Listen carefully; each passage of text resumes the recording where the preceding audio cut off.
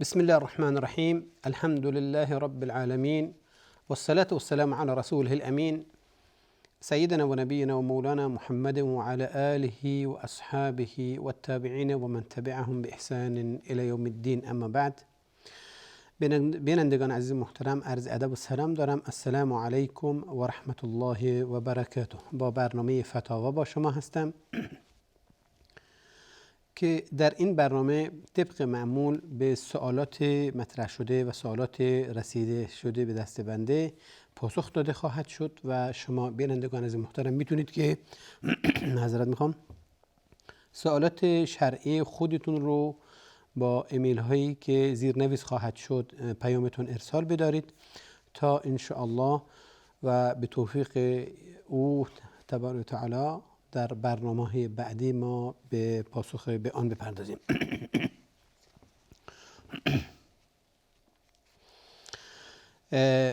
سوالی که برنامه‌مون ان شاء الله باش آغاز خواهیم کرد این که برادری می‌فرمایند که من پولی در بانک گذاشتم که مدت یک سال ازش گذشته، یعنی یک سال و چیزی ازش گذشته و الان مقداری و از فایده هم به دستم رسیده از اون. آیا این من برگردونم به بانک یا اینکه برای من درسته که اون بگیرم یا اینکه چه کارش کنم، صدقه کنم یا نه؟ عموما میدونید که پولی که انسان داشته باشه اگر سال ازش بگذره و حد نصاب هم باشه، زکات بر آن چیه لازم هست و واجبه.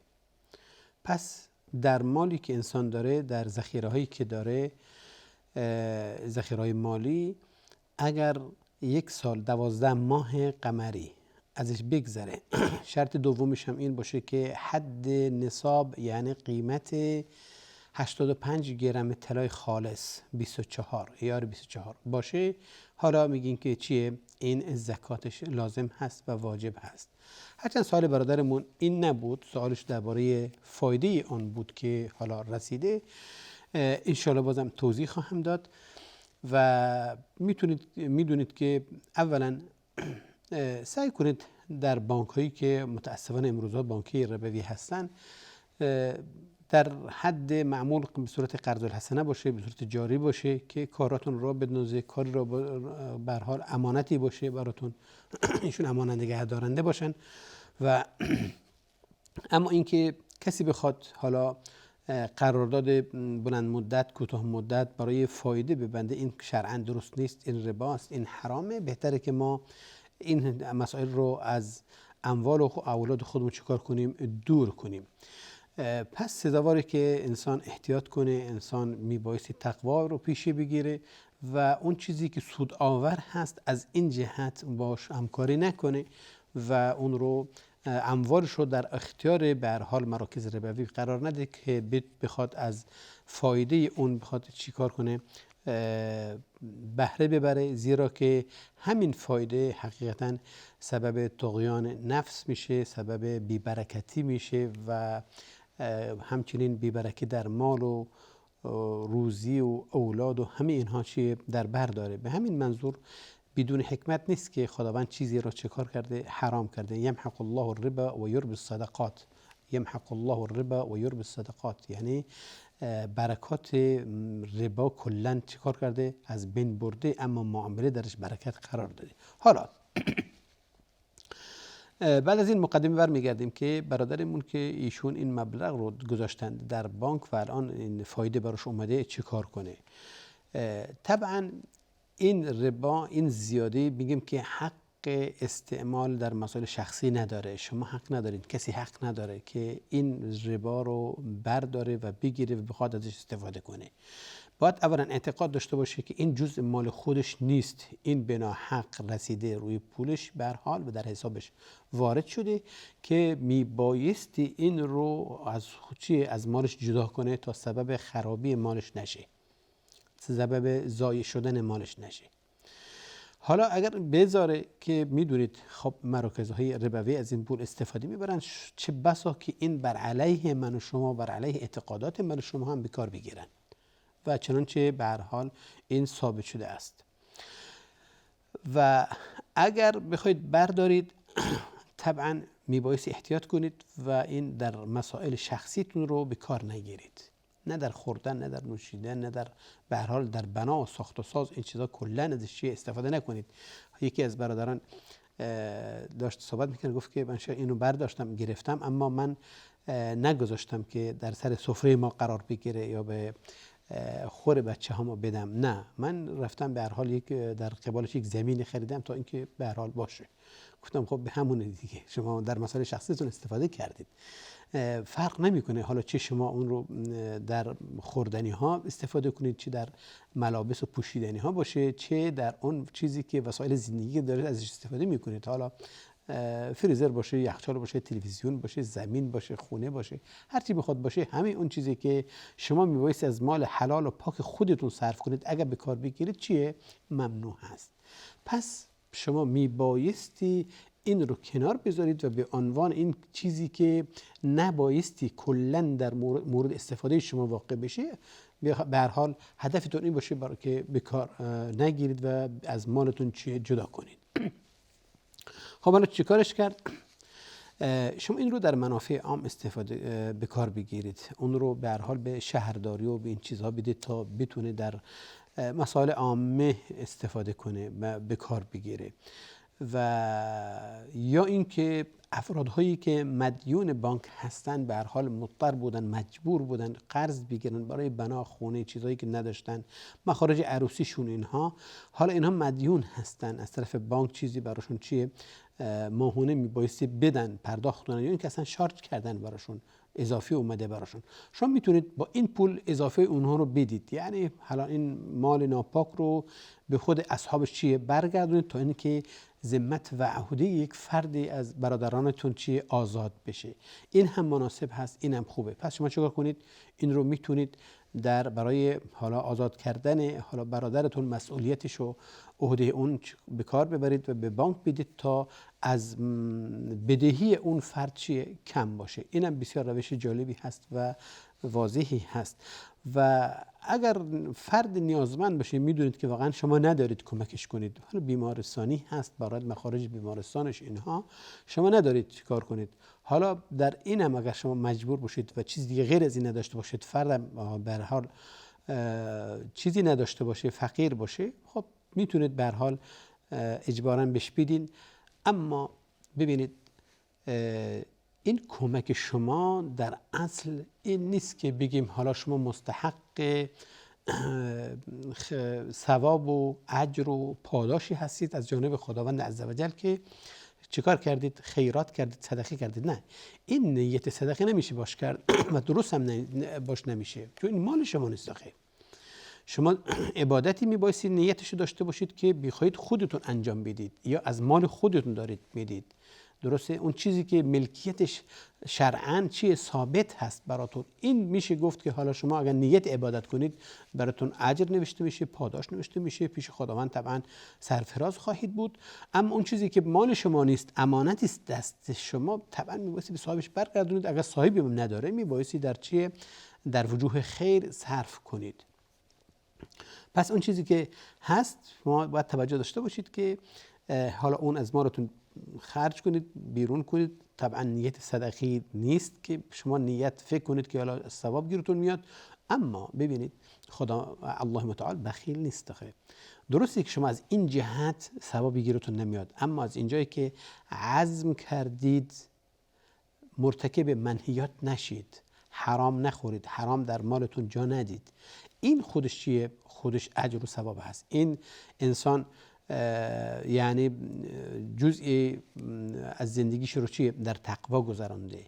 طبیعی است که این از اعمال متقیان هست که چیکار میشه؟ میگیم که حالا ایشون به این درجه از تقوا رسیدن که اجازه نده مالی که ناحق هست، مالی که او مستحقش نیست، چیکار کنه؟ بخواد برداره و به جماعتش و خویشاوندانش و خودش اینا بده. خب برمیگردیم سوال که مطرح شده، سوالات بعدی ما.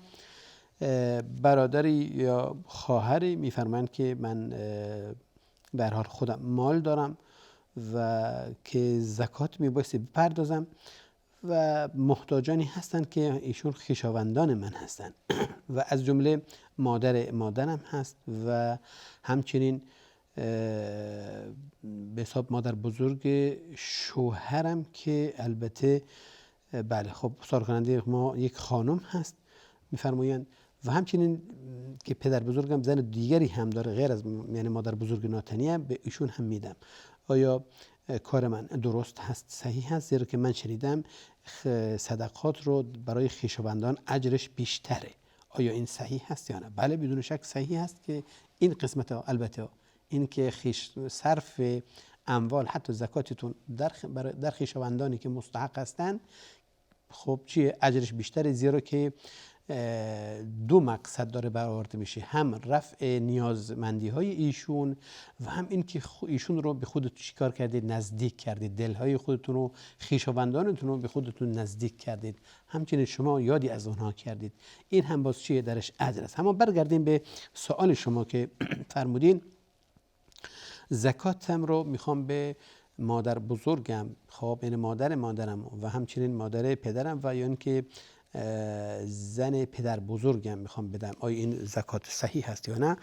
ببینید زکات به اونهایی که حقی در مال شما دارند شما نمیتونید به عنوان زکات بهشون بدید، بلکه خب دیگه حقی دارن در مال شما میبایستی از اون چیزی که دارید بهشون بدید.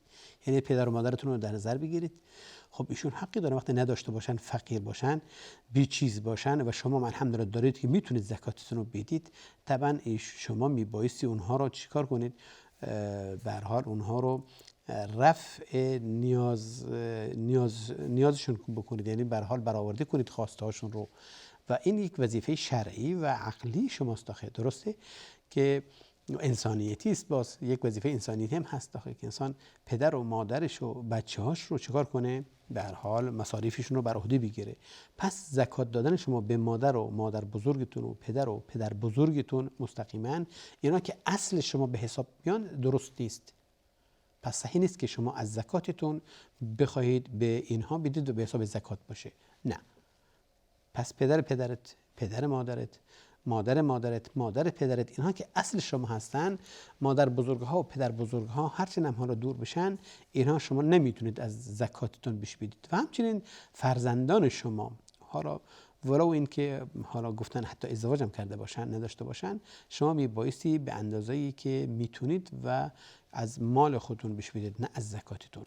اما اون کسی که حالا پدر بزرگتون زن دیگری هم داشته، مادر بزرگ ناتنی هست، حالا اگر این اصطلاح درست گفته باشم، به هر حال ایشون شما میتونید از زکاتتون بش بدید.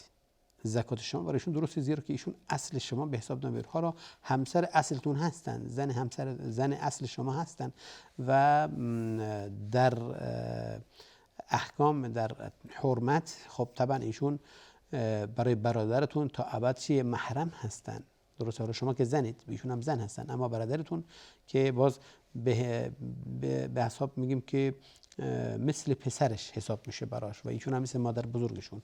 این که حکما مثل مادر بزرگ شما هستن مانع این نمیشه که زکات براش درست نباشه. این زکات شما هم براشون چی هست؟ براش درسته. ظاهرا ما یک میان برنامه داریم، بعد از میان برنامه با هم این مطلب رو دنبال خواهیم کرد. لا اله الا الله، لا اله الا الله. با سلام دوباره خدمت شما بینندگان عزیز و محترم که با ما هستید و برنامه رو با ما آغاز کردین و به هر حال دنبال میکنید. عرض شد خدمتتون که بیننده ما خواهرمون سوالشون این بود که ایشون زکاتشون به اصلشون درست است یا به زن پدرشون یا زن پدر بزرگش درست است. گفتیم به اصل شما درست نیست، اما به زن پدر بزرگتون که حکما حالا مادر شما جده شما به حساب میاد، مادر بزرگتون حساب میاد، مانعی ایجاد نمیکنه و صحیح است و درست است. ایشون در لابلای سوالاشون باز اینو فرموده بودن که حالا اون زکاتی که من دادم به مادر بزرگم و حالا گذشته، حالا شاید 2 سال 3 سال هم ازش گذشته باشه، یعنی من سالانه این رو بهشون میدادم. حکم چیست؟ خب شما یک اموالی رو که حق دیگران هست به کسی دیگه میدادین، حالا باید به نظرتون چیکار کنید؟ درسته؟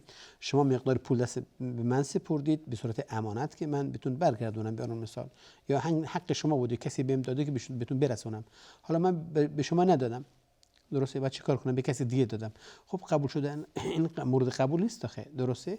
پس شما میبایستید اون مقداری که از زکات به ایشان پرداخت کردید، به مادر بزرگتون، به پدرتون، به مادرتون، به هر حال پدر بزرگتون، اینا که اصل شما به حساب میان، حتما میبایستی قضا کنید. یعنی اون مقداری که به اینا پرداخت کردید حالا دیگه که متوجه شدید درست نیست، چیکار کنید؟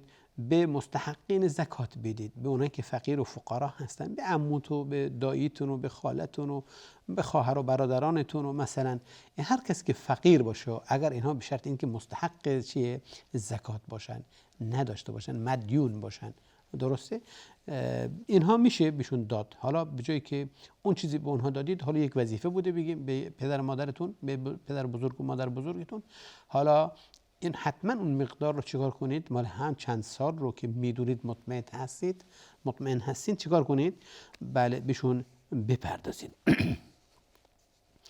و اینکه صدقه برای خویشاوندان اولاتره، بله اتفاقا حدیثی است و قصه است از ابی طلحه انصاری رضی الله تعالی عنه که اومدن پیش رسول الله صلی الله علیه و آله فرمودن که من باغی دارم، به هر حال از نخل و اینها میخوام صدقه کنم.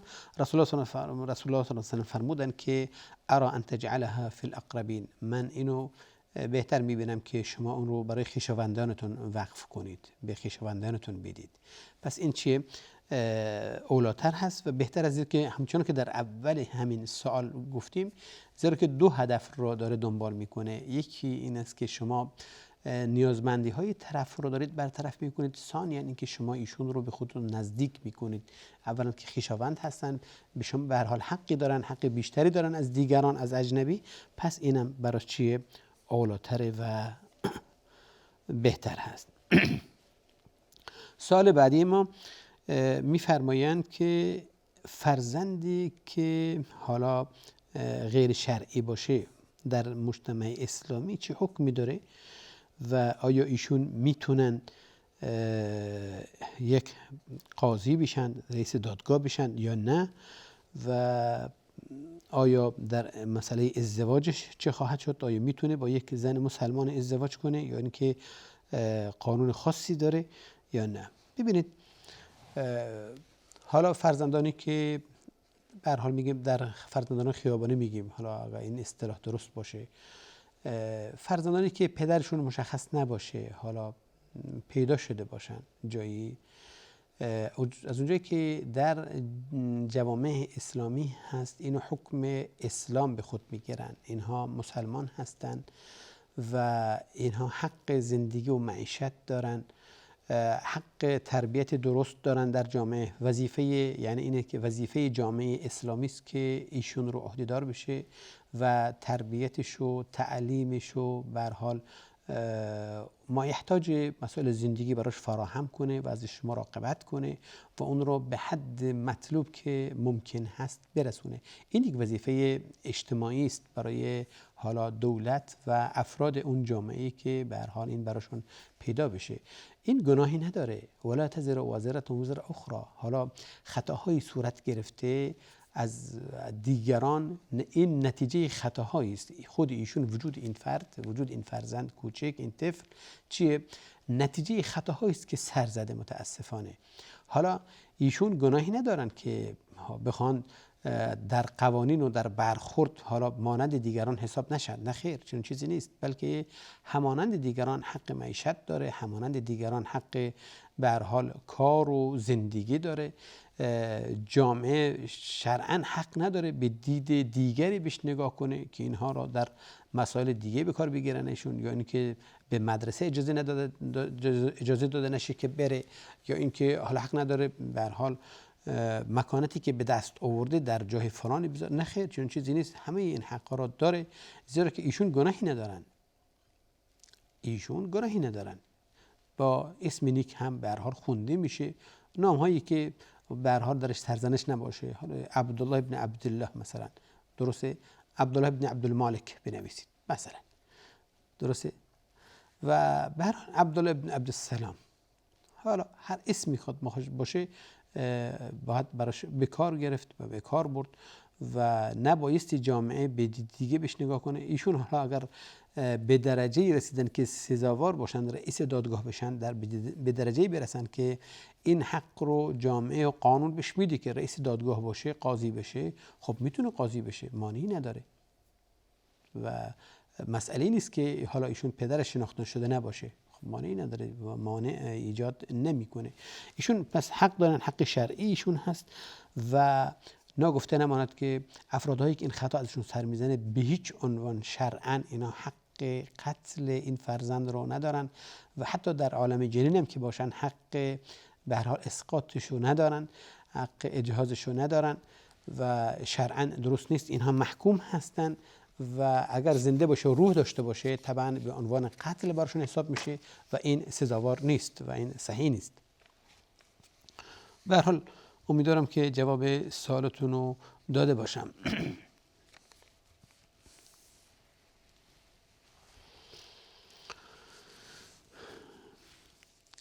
آیا وساطت کردن هم حکم رشوه دادن داره یا نه؟ سوالی است که به هر حال بیننده ای ازمون پرسیده، سوالش رو مطرح فرموده، این که وساطت کردن به هر حال بین افراد آیا این حکم رشوه دادن هست یا نه؟ میدونید که رشوه دادن حرام هست. رشوه از رشاست، یعنی اون بندی که انسان به هر حال آب بالا میاره از چاه اون چیزی که وسیله‌ای که بین شماست و آب، درسته، تا بتونید دسترسی پیدا کنید به اون چیزی که نیاز دارید. و همین کلمه رشوه رو از اونجایی که کارکردش به این صورت هست، یعنی به هر حال اون وسیله قرار داده میشه تا اینکه انسان به هدفش برسه. اسمش گذاشته شده، معذرت میخوام، اسمش گذاشته شده همون چیه، رشوه. و این طبعا شرعاً اگر انسان اون رو میخواد برسونه به چیز غیر مستحقی حرام هست. رسول الله صلی الله علیه و آله یک فردی رو به عنوان نماینده خودش فرستاد یمن تا اینکه زکات‌ها رو جمع کنه. برگشت و وقتی که به هر حال اموال زکاتی رو آورده بود قسمتی رو جدا کرد و ایشون گفتن که یا رسول الله این قسم این چیزی است که به بنده داده شده و ربطی به زکات اینا نداره. و رسول الله ناراحت شدن، فرمودن که اگر قرار باشه چیزی برای شما سزاوار بود که شما تو خونه پیش پدر مادرت باشید، در منزلتون باشید، نه اینکه وقتی که یک پست و مقامی بهتون داده بشه بگید که این برای من داده شده، این هدیه برای من آورده شده و این زیاد صدقات به من داده شده. و یعنی رسول الله این عمل رو چیه رد کردن و سزاوار نیست. رشوه همینه که انسان بخواد از طریق یعنی اون کاری که اون مکانتی که شما دارید شما به ناحق حقی چیزی رو دریافت کنید تا اینکه کار دیگری رو چیه راه بندازید و این حرام هست. اما وساطت کردن، برگردیم به وساطت کردن. البته حکم رشوه ببینید هم در قرآن و هم در سنت اومده. قبل از که به سوالمون میپردازیم باز خداوند نهی میکنه که کسی اموال به ناحق بخوره. ولا تأکلوا اموالکم بینکم بالباطل و تدلوا بها الى الحکام لتأکلوا فریقا من اموال الناس بالاثم و انتم تعلمون. شما حق یعنی مالتون رو در بین خودتون به ناحق نخورید، درسته؟ و رسول الله صلی الله علیه و آله درباره رشوه میفرماید که لعن الله الراشی والمرتشی. اون کسی که رشوه میده و اون کسی که رشوه میگیره هر دوشون چیه؟ خداوند اونها لعنت کردن. و زیرا که این میدونه که این مستحق نیست، حقش نیست، اما میخواد چیکار کنه؟ این جایگاه رو برای خودش بخره. اون فردی که میخواد امضا کنه براش موافقت کنه برای این مکانت، باز همین میدونه که این شخص لیاقت این کار رو نداره، چیکار میکنه؟ میخواد با این به هر حال وسیله‌ای که قرار داده شده، یعنی اون چیزی که بهش میدن، هدیه که نامش نمیشه گذاشت، اون رشوه‌ای که بهش میدن، میخواد چیکار کنه؟ این مکان نالایق رو به اون فرد بده. این مکانی که برای اون نالایق هست چیکار کنه؟ بهش بگیر، بهش واگذار کنه. اینجاست که این باعث فساد میشه. طرف اطلاع نداره، تجربه نداره، علم این کار رو نداره و همین سبب چی میشه؟ سبب فساد میشه در جامعه. اینجاست که رسول الله صلی الله علیه و آله سعی کرده با این قوانین چیکار کنه؟ جلوی فساد و جلوی مجتمع رو بگیره. الان وساطت کردن، ببینید وساطت کردن با خودش انواع داره. ما میتونیم این رو به دو قسمت تقسیم کنیم.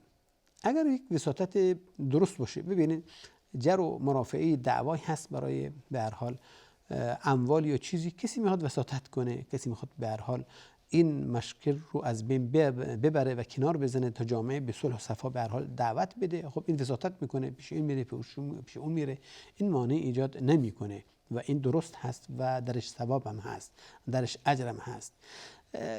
به هر حال کسی مستحق کاری هست اما شناخته شده نیست، خب فردی میاد اون رو معرفی میکنه به دیگری، یعنی وساطت میکنه براش و براش معین میکنه که این کی هست، چی داره، چی نداره. به هر حال اینم چیه، درست هست و صحیح هست و کارش درش اجر و ثواب است. اما اگر وساطت مثل همون برنامه رشوه اینا باشه، یعنی بخواد کسی رو سر کاری بذارن که مستحق نیست، شما چند نفر مشارکت کردن در یک امری، حالا اون کسی که اولاتر خب به هر حال قبول شده که باید بره سر کاری میکنن که یک فرد بیاد به هر حال با مدیر قسم صحبت بکنه که اون رو کنار بزنه و دیگری رو به کار بگیرن. درسته که حالا تجربیات این فرد نداره یا اینکه علم این فرد نداره، این میشه وساطت حرام و این جایز نیست. این وساطت حرام است. این هم درست همانند چی هست؟ همانند همون رشوه که رسول الله صلی الله علیه و سلم چیکار کرده؟ منع کرده. سوال بعدی ما برادری این سوالش رو به این گونه مطرح کردن که اگر کسی مال ما رو غصب کنه، یعنی من رفتم برای کسی کار کردم، ایشون کار بعد از که پایان رفته کارم حقم رو بهم نداده یا کامل طبق قراردادی که داشتیم بهم حقم بهم پرداخت نکرده، یعنی مالم رو غصب کرده، من چگونه میتونم حق خودم رو از این بگیرم؟ خب از طریق دادگاه. درسته؟ شما قراردادی دارید، خود میتونید از طریق دادگاه و از قانون اینو به هر حال مطالبه کنید حقتون تا اینکه به حقتون برسید. حتی ایشون فرمودن که از طریق قانونی نمیتونم، زیرا که ایشون به هر حال تاجر هستن، پولدار هستن، قدرت و توان این بیشتر داره، معروف هستن و من غریب هستم و شناخته شده نیستم، به هر حال توان اینکه وکیلی داشته باشم هم ندارم. حالا من به نظرتون چیکار کنم؟ اگر بتونم حق خودم رو از این آقا بستانم، یعنی به هر ایشون هم مالش رو به هر حال کاری کنه، حالا با حیله و با نیرنگ و به هر برنامه‌ای که دی باشه، میگه آیا من این حق رو دارم یا نه، آیا میتونم این کار رو بکنم یا نه. ببینید اصل اینه که چنانچه خدمتتون عرض شد، میبایستی از طریق قانون این امر متابعت بشه، زیرا قرار شده باشه که در اسلام هر کسی حقی داره از کسی خودش بخواد حقش رو بستونه ازش و بدون اینکه به هر حال به قانون و دادگاه و چیزهایی بخواد به هر حال مراجعه کنه. خب این میشه که بسیار جامعه میدونه در هم بر هم میشه دیگه. درسته؟ ظاهرا ما یک میان برنامه داریم، بعد از این برنامه من اجازه میخوام این برنامه مطلب رو که دنبال کنیم با هم. لا اله الا الله، لا اله الا الله. با سلام مجدد خدمت شما بینندگان عزیز و برادران گرامی ما و خواهرانمون که با ما هستین، برنامه رو با ما به هر حال تماشا میکنید. گفتیم که خدمتتون عرض شد که برادرمون به هر حال حقشون غصب شده، چنانچه خودشون فرمودن و میخواد حالا دنبال راه چاره هست که چگونه میتونه حق خودش رو از فرد بگیره و بستانه. اینجاست که ایشون به راه دیگری غیر از قانون میخوان به هر حال اقدام کنن. آیا این اجازه داره شرعاً یا اجازه نداره؟ عرض شد که ببینید اولین مطلب اینه که ما اون رو از طریق قانون میخوایم دنبال کنیم. حال زیاد طولانی نکنیم در این باره، خودشون فرمودن که من این توان رو ندارم، نه معروف هستم، نه توان به هر حال استئجار یا اجاره کردن یک وکیل هستم، یک وکیل برای خودم پیدا کنم بگیرم، این پول هم ندارم، به هر حال من میخوام حق خودم رو بگیرم. ببینید اما این مال بدون حکمش، اگر کسی بخواد مال خودش رو از کسی که مالش غصب کرده به از طریق حیله و اینها بگیره، اون قانون حالا دزدی یا غصب بودن در حقش به صورت کامل اجرا نمیشه، زیرا که یک شبهه‌ای وجود داره. ایشون طلبکار هستن، به هر حال ادعای طلب دارن، طبعا به عنوان یک دزد یا سارق باش برخورد نمیشه و به عنوان یک غاصب برخورد نمیشه. یعنی به هر حال اسلام سعی کرده که قانون شرع سعی کرده که چیکار کنه، فرق بذاره بین اون کسی که بناحق اموال دیگری رو به هر حال، حالا چه به صورت دزدی چه به صورت استیلا و قهر این رو بالا بکشه، به هر حال که اونها حکمش جدا هستن، اما این فرد حکمش به اونها چه کاملا متفاوته و احکام براش جاری نمیشه، زیرا که شبهاتی وجود داره که این جزئی از اموال خودش هست.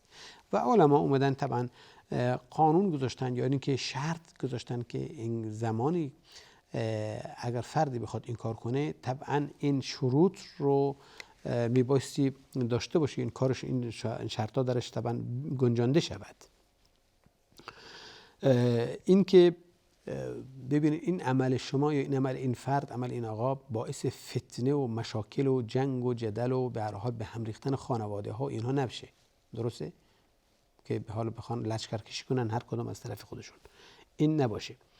این امور قصاص نباشه. ببین جرائم نباشه. در مسائل جریمه که بگه حالا ایشون برادرمو زدن یا اینطور کشتن، منم میخوام حق خودمو بگیرم. نه، این چیزی نیست. این 100% با تصریح قضا باشه.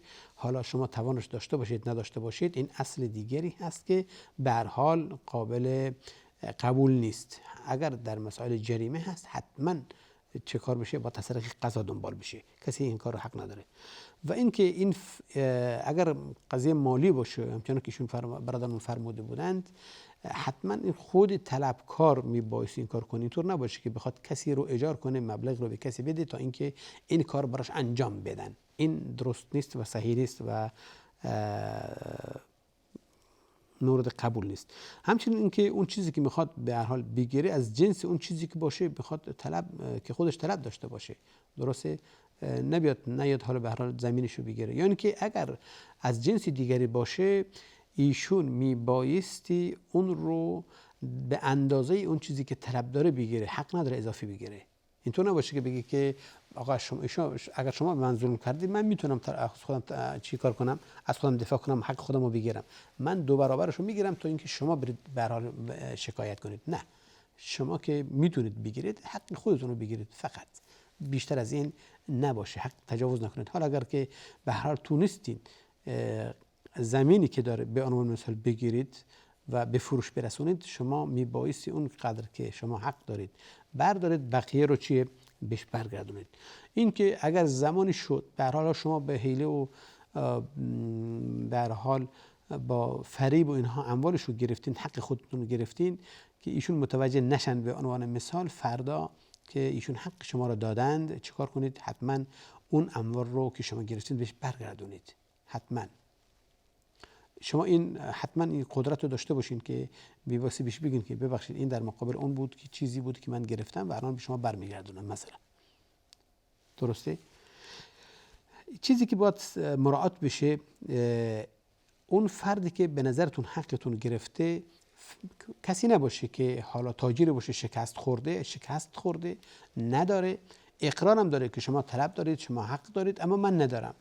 خب شما در این صورت به هیچ عنوان حق ندارید که حالا اموال اگه داشته باشه به برای فرزندانش یا کسی دیگه باشه بخواد بگیرید. اینم بله گفته بشه. شما اگر کسی خواست حق خودش رو به این صورت بگیره، حق نداره. حق به هر حال زن و فرزند و غیر از اون چیزی که در ملکیت خودش باشه شما بگیره، کسی بخواد بگیره، نه، حق نداره. فقط اون چیزی که مال خودش هست. به مجرد اینکه حالا این پسر اون هست، این به هر حال عموزاده اون هست، یعنی که این همسرشون هستن یا و مسائل دیگه، میخوام بگیرم مالش رو به هر حال غصب کنم، این درست نیست و این صحیح نیست، کاملا غلط هست. پس این شروطی است که معمولا در نظر گرفتن فقها و گفتن که کسی حق نداره این کار رو انجام بده، مگر حالا اگر مجبور باشم این شروط رو میبایستی چیکار کنه؟ مراعات کنه و مد نظر قرار بده تا اینکه ایشون به عنوان متجاوز شناخته نشن در حالا کل حال در شرع و در مجتمعی که داره زندگی میکنه. حالا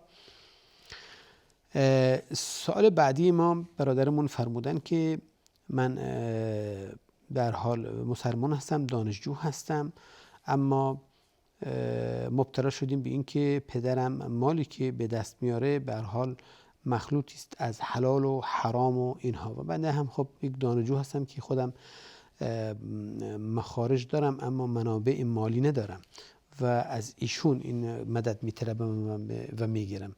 حالا من چیکار کنم؟ آیا من حق دارم؟ میدونم که ایشون پدرم مالشون مخلوطی است از حلال و حرام، آیا من میتونم این پول رو بگیرم و مصرف کنم، یا اینکه اگر نباشه من میبایستی درسم رو چیکار کنم؟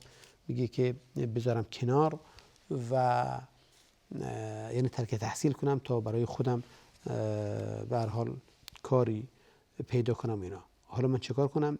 آیا این مال رو بردارم یا نه؟ ببینید، اولا پدرتون مسئول هست از اون چیزی که به دست میاره.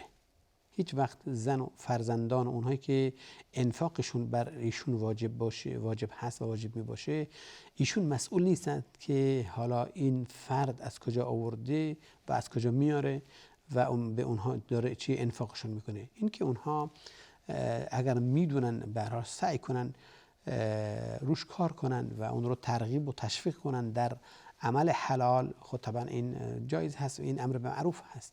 اما اینکه ایشون فکر کنن حالا ما مؤاخذه خواهیم شد نزد خداوند عزوجل به اون چیزی که این کاری که این آقا انجام میده، نه، ولا تزر وازره وزر اخرى، کسی بر به گناه دیگری به هر حال چی مؤاخذه نخواهد شد. کسی دیگه داره گناه میکنه، به من شما چی ربطی نداره طبعا. اما میدونیم که خدمت شد اگر من باب علم باشه که میدونیم این کار میکنه، به هر حال نصیحت باشه، امر معروف و نهی از منکر، این طبعا یک وظیفه دینی است و عالی هست و جایز هست. اما بگیم که این کار میکنه، نه. اولا. ثانیا، مال که به دست میاره یا این که حرام محض هست، یعنی مالی است که شرعاً حکمش مشخصه و فرد حق نداره بهش نزدیک بشه، یعنی فروختن شراب، خمر، اون چیزی که مست کننده باشه، فروختن گوشت خنزیر، درسته، به هر حال کلاه گذاشتن سر مردم و اموال اینها رو بالا کشیدن و از این مسائل، اون چیزی که مشخصه و معلوم هست، حرمتش معلوم مشخصه، این طبعاً بگیم که انسان مؤاخذه خواهد شد و بهتره که انسان اصلا از این شخص کمک نگیره، مالشو نگیره و اولاتره. اما اگر مختلط باشه، به هر حال حالا حرام هست، حلال است، نمیدونیم چقدر حلال است چقدر حرام است، یا اون چیزی که شما فکر میکنید حرام است حقا حرام است، یا اینکه از نظر شما و از دیدگاه شما این درست نیست، این عملش خوب نیست. حالا شاید به نظر شما داره به هر حال در معامله دروغ میگه یا در معاملش قسم میخوره و به نظر شما این کار درست نیست و این حرام میاره و از این مسائل ها، این برداشت شاید من شما باشه فقط، و اما ایشون کارشون درست باشه. عموما علما حکم بر این کردن که اگر مال مخلوط باشه، خب نفهمیم که چه جزئیش به هر حال حرام هست چه جزئیش حلال هست، دیگه نمیشه حکم کرد بر این. و شما این جایز است که شما مالش رو بگیرید، ایشون در مقابل خوبی‌هاش ثواب میبرن، در مقابل بدی‌هاش که حالا از حلال به دست نیاورده طبعا مسئول هستن و پاسخگو هستن، اما شما هیچ مسئولیتی ندارین. شما میتونید از این امر به هر حال بهره ببرین، شما درستون رو بخونید تا اینکه به درجه‌ای برسید و شما بتونید لااقل کافل خوبی باشین برای ایشون، برای پدرتون، تا ایشون دست از این کارشون برداره و از طریق شما به هر حال نیازمندی هاشو برطرف بشه. اگر مال حرام محض بود، خب میگیم این جایز نیست انسان بگیری ازش، حتی هدایاش انسان میتونه قبول نکنه، بهتره. حتی بعضی علما گفتن که هدایاش هم عرض کردم به هر حال خودش مسئول خود کار خودش هست و میشه گرفت، اما حالا بعضی علما ترجیح دادن که این چیه برداشته نشه. اما اگر مخلوط باشید درسته، پس توصیه میشه که شما درستون رو بخونید، ادامه بدید، خصوصا چنانچه فرمودید به هر حال تخصصی که داره تخصصی است که به هر حال آینده خوبی داره، و امیدوارم که خداوند شما رو موفق کنه و پیروز باشید ان شاء الله تعالی. میگه که من مدیون هستم و میخوام کفاره بدم و مال هم ندارم، چیکار کنم؟ خب من نفهمیدم که کفاره چی هست داخل. خب لا یکلف الله نفسا الا وسعها. سال بعدی ما این که برادرمون یا خواهرمون سوالشون به این صورت هست، یکم حالا سوالاتش گنگ به نظر میرسه، میگه که من مدیون هستم میخوام کفاره بدم. فکر کنید که ایشون متحمل خطاهایی شدن که در شریعت میبایستی کفاره بپردازن. درسته؟ مثلا کسی روزی بوده، در هنگام روزه نزدیکی کرده با همسرش، در هنگام روزی که روزه رمضان، البته در رمضان بوده، روز رمضان بوده، طرفین روزه بودن یا خودش روزه بوده و این امر ازش سر زده و طبعا کفاره داره و این کفارش رو از اونجایی که امروزه شاید در منطقه خودمون که زندگی میکنیم برده‌ای وجود نداره، میگم که حالا میبایستی 2 ماه پی در پی روزه بگیره و طبعا توان اینم که شاید نداشته باشه. حالا اینجاست که 60 مسکین رو میبایستی غذا بده. ایشون میفرمایند که من ندارم، مدیون هستم، چیکار کنم؟ خب باید صبر کنید تا اینکه بتونید پرداخت کنید.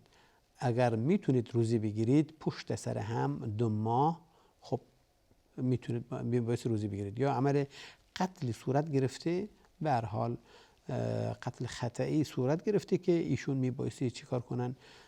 این باید روزی درباره روزه هست، البته روزه باید بگیرن. حالا کار نداریم اگر که درباره همون فردی که کفاره روزی داشته اگر نداره، میبایستی صبر کنه و ایشون در ذمتشون هستن تا اینکه زمانی برسه و بتونه این کفارات رو بده.